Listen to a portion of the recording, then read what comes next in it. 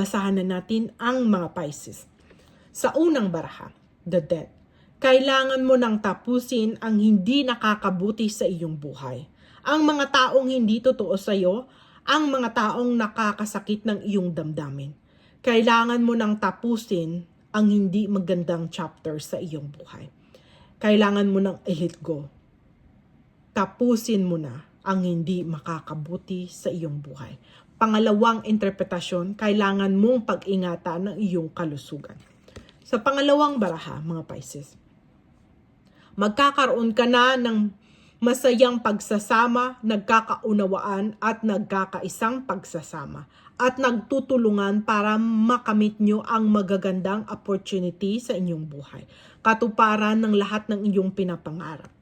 Sa panghuling baraha, the Wheel of Fortune, papasok na ang good fortune sa inyong buhay, mga Pisces, dahil nagtutulungan na kayo ng iyong partner sa inyong buhay.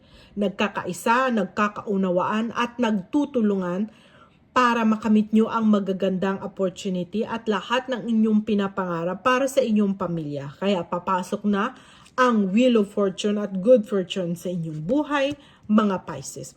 Kailangan nyo lang tapusin ang hindi magandang bagay na hindi nakakabuti sa inyong buhay.